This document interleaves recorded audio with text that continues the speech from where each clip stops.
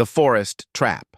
The helicopter blades cut through the thick night air as Team Alpha prepared for what should have been a routine extraction mission. 8 members of the elite SEAL team sat in silence, checking their weapons one final time. Their target was simple: retrieve a captured intelligence officer from a remote compound deep in the Carpathian Mountains of Romania. Lieutenant Commander Jake Morrison led the team with 15 years of experience under his belt.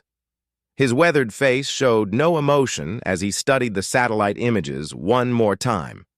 The compound sat in a valley surrounded by dense forest, with only one access road leading in and out. Intelligence reports indicated minimal security, maybe 6 guards at most. As the helicopter descended toward the landing zone, something felt wrong.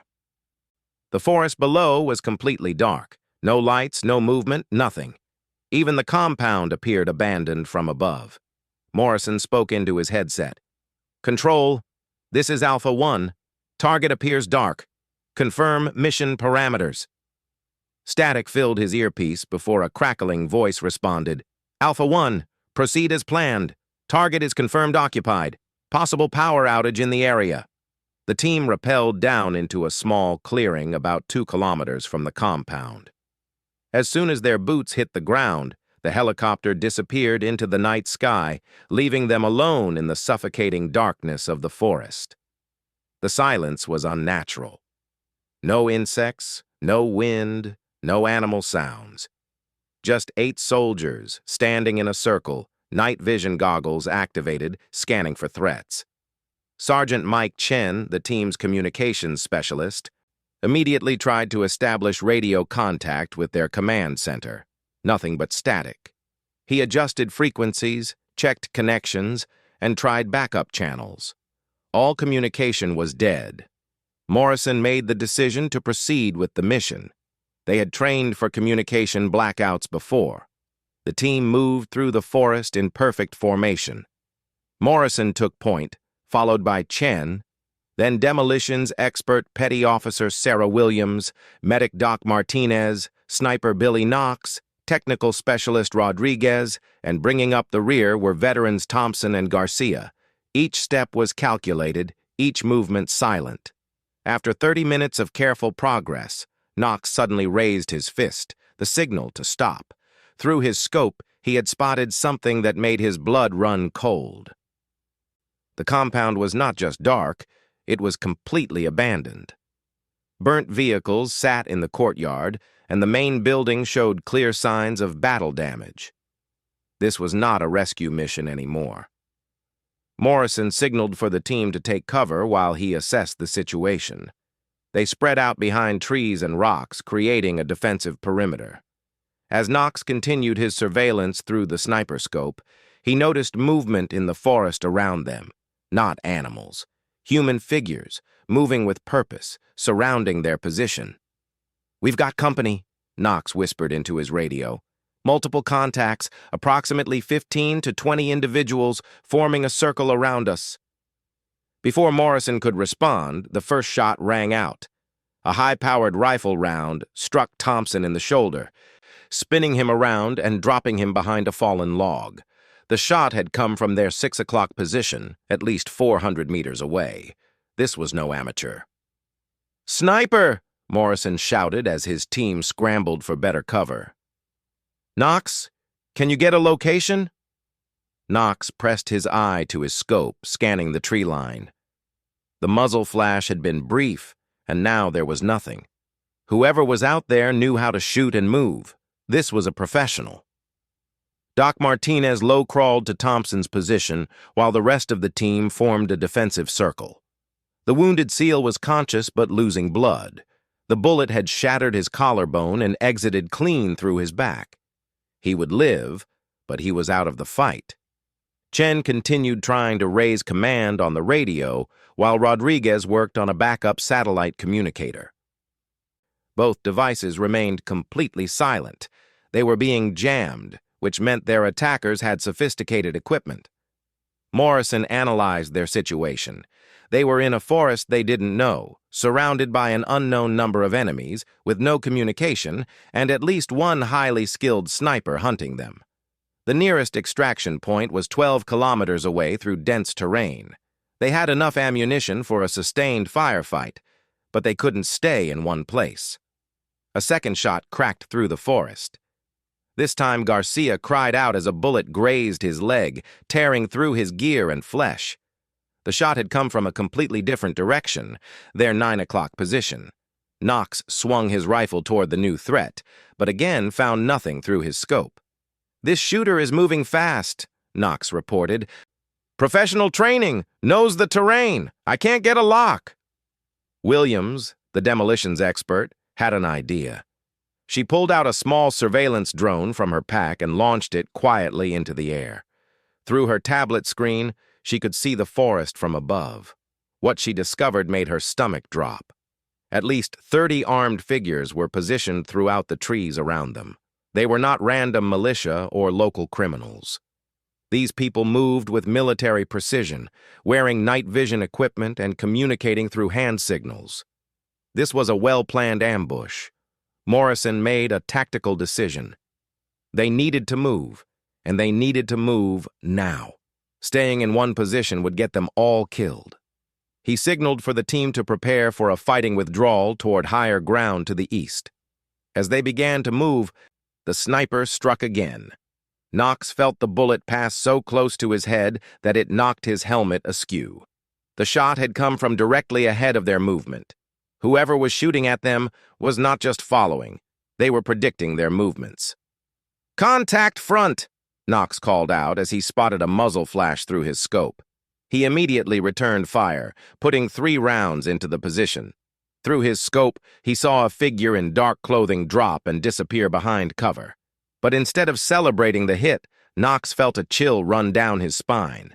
The figure had moved wrong when hit, too fluid, too controlled. Either he had missed completely or he was dealing with someone wearing serious body armor. Morrison called for covering fire as the team began to bound backward through the forest. Williams and Rodriguez provided suppressing fire while the others moved to new positions. Chen helped Thompson, who was still conscious but getting weaker. As they retreated through the trees, Doc Martinez noticed something disturbing about the blood trails they were leaving. Someone was tracking them, not just following their general direction, but tracking their exact path. Every few minutes, he could see boot prints in the soft earth that were not from their team. The sniper fired again, and this time the bullet struck Rodriguez in the thigh, dropping him immediately. He screamed in pain as Doc Martinez rushed to his position. The bullet had hit the femoral artery. Without immediate medical attention, Rodriguez would bleed out in minutes. Knox finally got a clear view of their tormentor through his scope. In a brief moment between trees, he saw a figure approximately 300 meters away. Medium build, moving with incredible speed and precision. But what shocked him most was the silhouette. The shooter appeared to be female. Morrison realized their situation was becoming desperate. 2 wounded, unknown number of enemies, and a sniper who seemed to know their every move. He made the hardest decision of his military career. They were going to have to split up. He quickly outlined the plan to his remaining team members. Chen and Williams would take the wounded and try to reach the extraction point. Knox, Martinez, Garcia, and Morrison would create a diversion and try to eliminate the sniper threat. As they prepared to execute the plan, the forest suddenly erupted in gunfire from multiple directions. Their attackers had decided to close in for the kill. The SEAL team found themselves in the fight of their lives, trapped in a dark forest with nowhere to run and a deadly sniper picking them off one by one. Morrison looked at his men and realized this mission had been a trap from the very beginning. Someone had wanted them here, in this forest, at this time, and now they were fighting not just for the mission, but for their lives. The hunter becomes the hunted. The gunfire died down as quickly as it had started, leaving an eerie silence in the dark forest.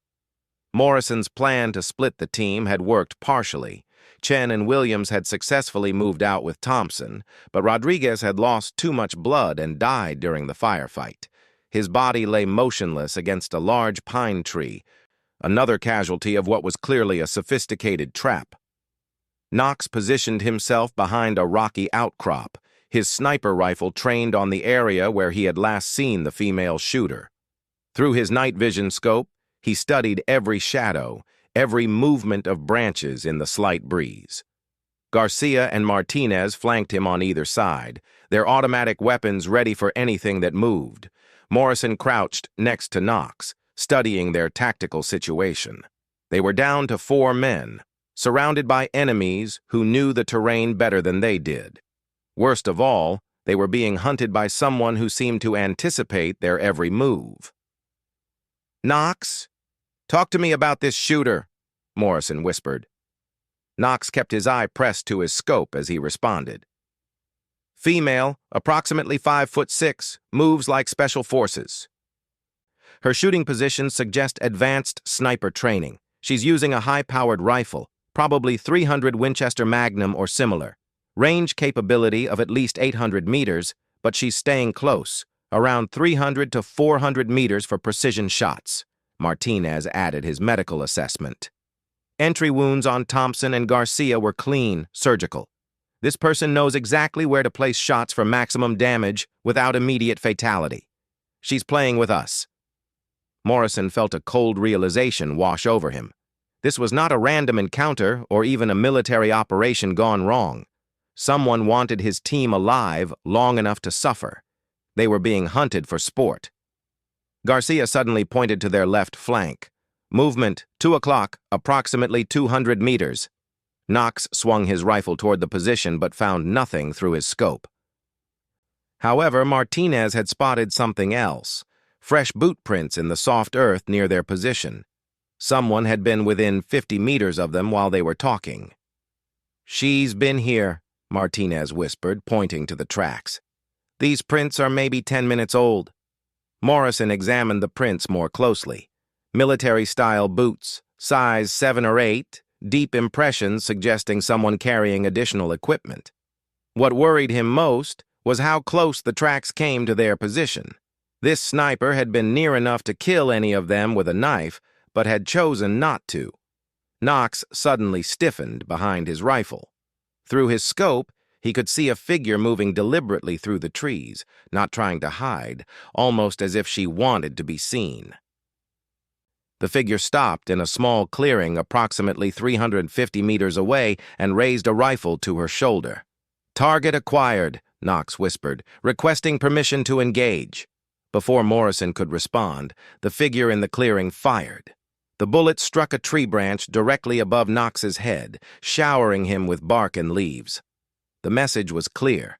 She could have killed him but chose not to. Morrison made a tactical decision. "Knox, do not engage unless she fires on us directly. Garcia, Martinez, we're moving to a new position. She's toying with us, and I want to know why." The team began to move in a modified diamond formation, with Knox providing overwatch while the others repositioned.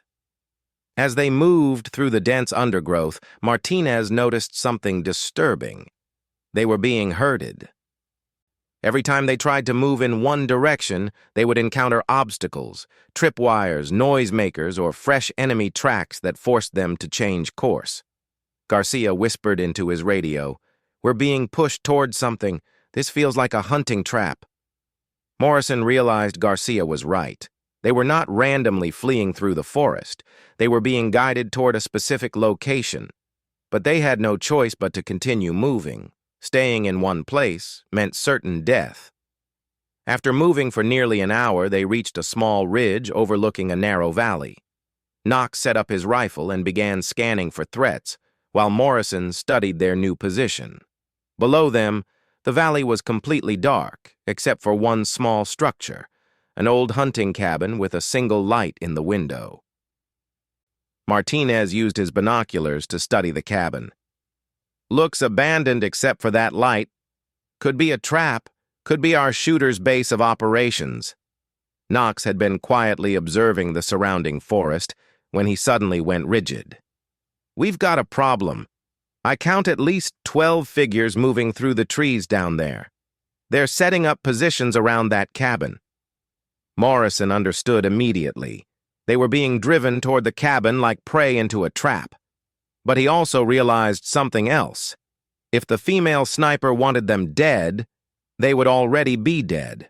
This elaborate hunt suggested she wanted something from them. Garcia suddenly grabbed Morrison's shoulder and pointed behind them. Coming up the ridge were 6 armed figures moving slowly but steadily in their direction. They were being squeezed from both sides. "Contact rear!" Garcia called out as quietly as possible.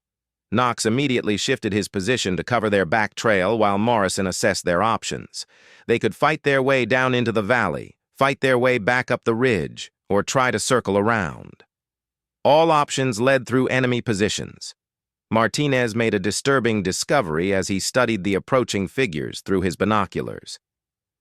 "Boss, these guys aren't military. They're wearing civilian clothes, hunting gear mostly. But they're carrying military weapons." Morrison realized they were dealing with something far more sinister than a military operation. This was organized, well-funded, and completely illegal.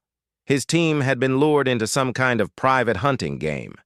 Knox's voice cut through Morrison's thoughts. "Sniper moving 400 meters northeast. She's repositioning for a clear shot down into the valley." The female sniper appeared again, this time closer than before. Through Knox's scope, Morrison could see her clearly for the first time. She was young, maybe late 20s, with dark hair tied back and professional military gear. She moved with the confidence of someone who had never missed a target. As Morrison watched, the sniper raised her rifle and fired a single shot. The bullet struck the ground directly between Morrison and Garcia, kicking up dirt and rocks. Then she stood up in full view and raised her hand in what appeared to be a greeting. "What the hell is she doing?" Garcia whispered. Knox kept his rifle trained on her through his scope. She's signaling. Hand signals. Military." Morrison focused on the sniper's movements and felt his blood run cold. She was using standard military hand signals, specifically Navy signals. She was telling them she knew who they were. The sniper then pointed toward the cabin in the valley and held up 5 fingers. Then she pointed at her watch and held up 3 fingers. She was giving them a timeline, 3 minutes to get to the cabin. Martinez voiced what they were all thinking. "This is completely insane. We're being invited to our own execution." But Morrison had a different theory. If this were simply about killing them, it would have been over hours ago. Someone wanted them alive, at least for now. And the military signals suggested this woman had a military background herself. Knox reported movement in the valley. Multiple contacts converging on the cabin. I count at least 20 armed individuals taking positions around the building. Morrison made a command decision that surprised his team. "We're going down there." Garcia stared at him in disbelief. "Sir, that's suicide." Morrison shook his head. "No, staying here is suicide. Those figures coming up the ridge will reach us in 10 minutes. The ones in the valley are already in position. Our only chance is to find out what this is really about." Knox looked up from his scope. "The sniper is moving again. She's heading down toward the cabin ahead of us." Morrison signaled for his team to begin their descent into the valley. As they moved carefully down the slope, each man knew they might be walking into their own deaths. But they also knew that Morrison was right. They were out of options. Martinez whispered as they moved, "Boss, what if this is some kind of private military contractor operation? Maybe we stumbled into something we weren't supposed to see." Morrison had been thinking the same thing. The coordination, the equipment, the professional nature of the hunt. This was not amateur work. Someone with serious money and resources had set this up. As they approached the valley floor, Knox spotted the female sniper one more time through his scope. She was positioned on a small hill overlooking the cabin, her rifle trained not on Morrison's team, but on the armed figures surrounding the building. "Change of situation," Knox reported quietly. The sniper is covering us, not hunting us. Her rifle is aimed at the guys around the cabin. Morrison realized the game had just changed completely. The woman who had been stalking them through the forest was not their enemy. She was their only ally in whatever nightmare they had stumbled into. The truth in the darkness. As Morrison's team reached the valley floor, the pieces of the puzzle began falling into place. The cabin ahead of them was not abandoned. It was occupied by their captured intelligence officer, Lieutenant Sarah Blake. Through the lit window, Knox could see her sitting in a chair, surrounded by armed guards. Morrison suddenly understood why they had been led here. The female sniper had not been hunting them. She had been protecting them while guiding them to their real mission objective. But why the elaborate chase through the forest? Knox whispered urgently. "I've got eyes on our target. Lieutenant Blake is alive, visible through the front window. But I count 8 hostiles inside the cabin and at least 15 more positioned around the perimeter." The female sniper appeared again, this time only 100 meters away. She was moving from tree to tree, systematically taking out the perimeter guards with silent precision. Morrison watched in amazement as she eliminated 3 guards in less than 2 minutes without alerting anyone else. Martinez tapped Morrison's shoulder and pointed to their left. Chen and Williams were approaching through the forest, having successfully moved Thompson to a safe position. The team was back together, minus Rodriguez, who had died in the earlier firefight. Morrison signaled for everyone to hold position while he tried to understand what was happening. The female sniper clearly had professional training and was helping them rescue Blake. But who was she? And why was she here? His answer came when the sniper reached their position and removed her night vision goggles. Even in the darkness, Morrison recognized her immediately. Lieutenant Commander Elena Vasquez, a former Navy SEAL sniper who had been declared killed in action during a classified mission in Eastern Europe 2 years earlier. "Hello, Jake," she whispered. "We need to talk, but not here. This entire operation is a setup." Morrison stared at Elena in shock. She had been his partner during several classified missions before her reported death. "Elena, you're supposed to be dead. We attended your memorial service." Elena quickly explained while keeping watch on the cabin. "I've been deep undercover for 2 years, tracking an international organization that specializes in hunting military personnel for sport. They call themselves the Apex Group. Wealthy clients pay millions to hunt special forces soldiers in realistic combat scenarios." Knox interrupted quietly. "Movement around the cabin. They're getting ready to move the prisoner." Elena continued her explanation rapidly. "Blake wasn't captured by accident. She was targeted because of her intelligence background. The Apex Group sells her information to the highest bidder while their clients get to hunt the rescue team. Your team was specifically requested." Morrison felt sick as he realized the implications. "Our entire mission was fabricated." Elena nodded grimly. "Command has been compromised. Someone fed them false intelligence about Blake's capture to get you here." "The Apex Group has been planning this hunt for months." Williams had been monitoring the enemy communications on a captured radio. "They're moving the prisoner in 5 minutes. Sounds like they're taking her to a second location." Elena explained the tactical situation. "There are 3 groups here tonight. The Apex Group operatives who captured Blake, their paying clients who think they're hunting you for sport, and a private military company providing security. The clients are amateur hunters with more money than skill. The real threat is the PMC contractors." Morrison processed this information quickly. "How many PMC contractors are we dealing with?" Elena checked her watch. 12 professionals, former military from various countries. They're positioned around the cabin and in overwatch positions throughout the valley. The clients are staying back, watching through night vision equipment and cameras." Knox had been studying the cabin through his scope. "I can see Blake clearly now. She's conscious and alert. Looks like she's been roughed up, but no serious injuries. Guards are preparing to move her." Morrison made a tactical decision. "Elena, what's your extraction plan?" Elena smiled grimly. There is no extraction plan. The Apex group never intended for anyone to leave this forest alive.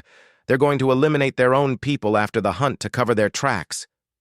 Martinez understood immediately. We're not just rescuing Blake. We're fighting for our lives against people who planned to murder us from the beginning. Elena confirmed his suspicions. The helicopter that brought you here was never coming back. Your communication blackout is permanent. Command thinks you're all dead already. Morrison felt anger building inside him. Someone in their own command structure had betrayed them, sold them to killers for money. But right now, his focus had to be on getting his team and Blake out alive. Elena outlined a plan. I've been mapping their positions for hours. If we coordinate our attack properly, we can eliminate the PMC contractors and create enough confusion to extract Blake and escape, Knox reported from his sniper position. They're moving Blake now, 4 guards escorting her toward a vehicle hidden in the trees. Morrison made the call. Execute rescue operation. Elena, take out their overwatch positions. Knox, you've got the guards with Blake. Rest of us will assault the cabin and secure the area. Elena disappeared into the darkness like a ghost, her rifle already tracking targets. Within seconds, Morrison heard the distinctive crack of her sniper rifle as she began eliminating the professional contractors positioned throughout the valley. Knox lined up his shot on the guards escorting Blake. Through his scope, he could see her clearly now, bruised but determined, looking for any opportunity to escape. He took a breath and squeezed the trigger. The rescue operation unfolded with precision, born from years of training. Elena systematically eliminated the overwatch positions while Knox's shots freed Blake from her captors. Morrison, Garcia, Martinez, Chen, and Williams assaulted the cabin, overwhelming the remaining guards before they could mount an effective defense. But as the gunfire died down, Elena's voice came over their captured radio. We've got a problem. 3 helicopters inbound, ETA 5 minutes. The Apex group called in their backup security team. Morrison realized their fight was far from over. They had rescued Blake, but now they faced a new threat. Elena had been right. No one was supposed to leave this forest alive. Blake, now free from her captors, provided crucial intelligence. They have a helicopter landing zone 2 kilometers north of here. It's our only way out, but they'll be expecting us to head that way. Elena reappeared at their position, having completed her systematic elimination of the PMC contractors. We need to move now. The backup team will have thermal imaging and night vision. We can't hide from them in this forest. Morrison looked at his team, wounded, exhausted, but still ready to fight. They had started this mission as 8 elite soldiers on a routine rescue operation. Now they were 7 survivors fighting against a conspiracy that reached into their own command structure. Elena handed Morrison a satellite communicator. I've been maintaining contact with the Department of Defense Investigation Unit. They've been tracking the Apex group for 2 years. Help is coming, but we need to survive long enough for them to get here. As the sound of helicopters grew louder in the distance, Morrison made one final tactical decision. Instead of running, they would fight. The Apex group had made a fatal mistake. They had chosen to hunt Navy SEALs, men and women trained to never surrender, never give up, and never leave anyone behind. Elena smiled as she checked her rifle one last time. Jake, these people have been hunting military personnel for sport for 3 years. Tonight, they're going to learn what happens when the prey fights back. Morrison gathered his team around him as the helicopters approached. They had been betrayed, hunted, and targeted for murder. But they were still alive, still armed, and still fighting. The Apex group's hunting game was about to become a war. Blake grabbed a weapon from one of the fallen guards and took position with the team. She had been their mission objective, but now she was a fellow warrior ready to fight for their survival. As the first helicopter appeared over the tree line, its searchlight cutting through the darkness, Morrison knew this was just the beginning of a battle that would expose a conspiracy reaching the highest levels of military command. But right now, In this dark forest, 7 Navy SEALs and 1 former SEAL would make their stand against killers who thought hunting soldiers was a game. The hunt was over. The war had begun.